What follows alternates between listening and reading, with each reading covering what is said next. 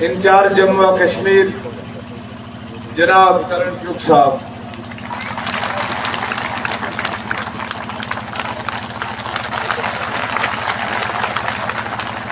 मंच पे बैठे हुए भारतीय जनता पार्टी के सभी मेरे साथी, उस तरह बैठे हुए हमारी बहनें, माताएं और ख्वास इलाका से तल्लक रखने वाले हमारे सभी साथी, मेरी तरफ से आप सबको सलाम और आदाब। आप लोगों को बड़े दिनों से इस दिन का इंतजार था कि कोई रहनुमा आपके बीच में आए, आपके दुख दर्द को सुने, आपकी परेशानियों को सुने, आपकी मुश्किलात को सुने। अमित, मुझे बात करने दो, आप बात नहीं कर लें। यहाँ बहुत सारे मुख्तलिफ जमातों के रहनुमा आपके बीच में आए, लेकिन जो लोग आपके बीच में आए उन्होंने आके आपके मसला मसाइल, आपकी मुश्किलात, आपकी ज़रूरियात, आप किस तंगी तकलीफ में जिंदगी बसर करते हो, उसके बारे में किसी ने चर्चा नहीं की। यहाँ पे जो रहनुमा आए मुख्तलिफ पॉलिटिकल पार्टियों के, उन्होंने ना तो आपके कॉलेज की बात की, ना तो आपकी सड़कों की बात की, आप लोग जंगलों में रहते हो, ना आपके फॉरेस्ट राइट एक्ट की बात की। उन्होंने अगर कोई बात की तो सिर्फ और सिर्फ हिंदू और मुसलमान की बात की। उन्होंने आके आपको सिर्फ यही कहा कि जुल्फकार ने हिंदुओं की पार्टी ज्वाइन कर ली, आप अपनी दाढ़ी को बचाना। अगर कोई उनसे फूल मांगता है, अगर कोई उनसे स्कूल मांगता है, अगर कोई उनसे कॉलेज मांगता है, अगर उनसे कोई रोड मांगता है, अगर उनसे कोई अस्पताल और स्कूल में टीचर मांगता है, तो वो उसको कहते हैं इसकी बात नहीं करना, अपनी दाढ़ी की बात करना। अरे बात वो करते हैं आपकी दाढ़ी की जिनको अपने माँ के दूध का लाज भी नहीं है। हमने यहाँ पे मुश्किल दौर में वक्त गुजारा हुआ है, यहाँ मिलिटेंसी अपनी आसमान की सीमा पे था, और यहाँ जिस इलाके में चुग साहब एक राज्य के यहाँ पे चुग साहब और डॉक्टर जतिंदर सिंह साहब जिस इलाके में हम बैठे हैं, ये एक कंपोजिट कल्चर वाला इलाका है। यहाँ हिंदू भी रहते हैं और यहाँ मुसलमान भी रहते हैं, और मुझे गर्व है, फख्र है इस बात पे कि इतनी टफ, इतनी मिलिटेंसी की पीक होने के बावजूद भी यहाँ से मेरे किसी हिंदू भाई को एक को भी माइग्रेशन नहीं करनी पड़ी।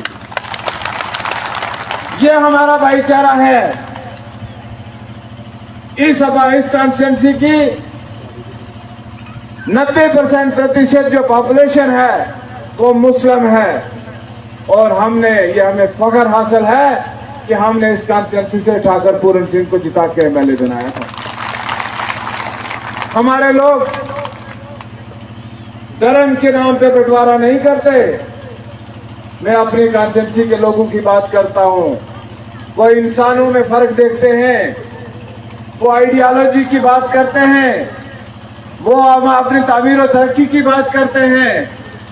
उनको किसी के नमाज पढ़ने पे एतराज नहीं, किसी को मंदिर में पूजा करने के एतराज नहीं। अरे जुल्फकार ने कौन सा पाप किया है? मैंने बीजेपी ज्वाइन की तो मैंने बीजेपी ज्वाइन करके मैं कोई मंदिर का पुजारी नहीं बना हूं। मेरा मजहब मेरा है, मैं 5 वक्त नमाज पढ़ता हूं। ना मैं पहले किसी मस्जिद का इमाम था और ना मैं आज इमामत से खारिज हो रहा हूं। ये लोग सिर्फ जब इनके पास हमारे मसाइल का हल नहीं, जब हम इनको ये बात पूछें कि आपने 70 बरस में 75 बरस में कोटरंका से खवास सड़क क्यों नहीं बनाई, तो वो कहते हैं आप अपनी दाढ़ी को बचाओ। जब हम ये कहते हैं डॉक्टर जतिंदर सिंह साहब कि यहाँ से 35 किलोमीटर कोटरंग का और तकरीबन 50 किलोमीटर यहाँ से कालाकोट है, लेकिन बदकिस्मती इस बात की है, गाँव गया हूँ अपने इन सभी टीम के साथियों के समेत कि जनाब इन लोगों को फॉरेस्ट राइट एक्ट जो है उसको लागू किया जाए, क्योंकि आजकल हमारे लोगों को पर्टिकुलरली मेरी गुजर बिरादरी को आजकल यही डरावा दिया जाता है, ओहो हो बीजेपी की सरकार आ गई तो हमने जंगला में चुकाट छोड़ेगा। यही के ना, यही के ना। आपको जुल्फकार के होते हुए, मोदी जी की सरकार के होते हुए आपके पास जो जंगल में आप बैठे हो पिछले 50 साल से 100 साल से, आपकी तरफ कोई उंगली उठा के भी नहीं देख पाएगा। अगर आपको कोई छेड़ेगा जुल्फकार अपनी जिंदगी पहले कुर्बान करेगा और फिर आपकी जमीनों पे कोई आएगा। मैं आपसे सिर्फ यही कहूंगा कि हमें इन्होंने बहुत कुछ दिखाया। हमें कहते थे कि हम जनाब 98 लेके आ रहे हैं, हम जनाब 53 की पोजीशन बहाल करके आ रहे हैं। अरे भाई, ना तुम 53 की पोजीशन लाए, ना तुम 98 लाए, तुमने तो अपने मेहनत करके 370 भी खत्म करवाया। 370 का जो इल्जाम बीजेपी पे लगाते हैं, नेहरू जी ने खुद कहा था, क्यों नहीं किया उसको परमानेंट अपने 70 साल के दौर में। मोदी जी को तो 10 साल हुए, 60 साल उनको हुकूमत करने का मौका मिला, उन्होंने 370 को परमानेंट क्यों नहीं किया। आज 370 उनको बड़ा याद आ गया। नेहरू जी ने खुद कहा है, ऑन रिकॉर्ड है, कि 370 घिसते घिसते खुद घिस जाएगा। रखा क्या था, 90% 370 तो कांग्रेस अपने वक्त में उसको खत्म कर चुकी थी। आज कांग्रेसी हमारे हमदर्द बने हैं, आज कहते हैं हम रियासत वापस लेके आएंगे। अरे तुम कौन होते हो रियासत वापस लाने वाले?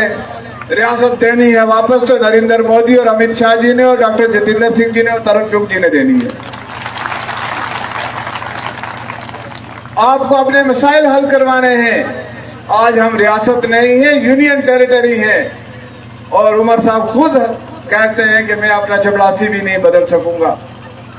अरे जब उमर अब्दुल्ला अपना चपड़ासी नहीं बदल सकता तो आपके मसाइल कैसे हल कर पाएगा?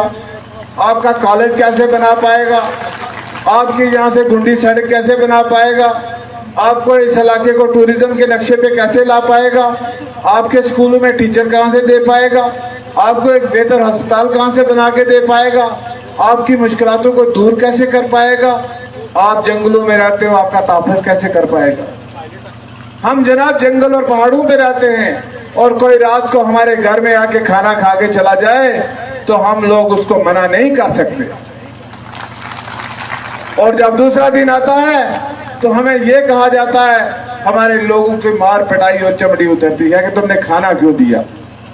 अगर रात को वो किसी आर्मी के बड़े से बड़े जनरल के घर में भी जाके खाना मांगे तो कोई इनकार नहीं कर सकता। हमारे लोगों को एक तहफ़्फ़ुज़ चाहिए। हाँ, जिसकी नीयत बुरी है उसके साथ हमें कोई हमदर्दी नहीं, लेकिन जिसको मजबूर किया जाता है उसका तहफ़्फ़ुज़ करना भी हमारी जिम्मेदारी है। आज खामखा का डर आपके दिलों में बसाया जा रहा है। आप अपने दिलों में से वो डर निकाल दीजिए।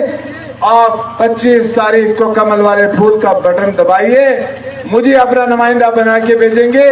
मैं आपके तमाम मसाइल इनके दरवाजे पे बैठूंगा, चुग साहब के दरवाजे पे बैठूंगा, डॉक्टर जतिंदर सिंह जी के दरवाजे पे बैठूंगा, मोदी जी के दरवाजे पे बैठूंगा, अमित शाह जी के दरवाजे पे बैठूंगा और आपके मसाइल हल करवा के मैं आपका सांस लूंगा। आपको आपने पहले भी मुझ पे एतबार किया है और अब भी मुझ पे एतबार कीजिए। ये इलाका पहले कालाकोट कॉन्स्टिट्यूंसी में था, पहली बार हमारे साथ आ रहा है और आप यकीन रखिएगा कि जुल्फकार को मौका मिला तो जुल्फकार खवास को कोटरंग और कालाकोट की तारीख पे 5 साल में डेवलप करेगा। बहुत बहुत शुक्रिया। खुदा हाफिज।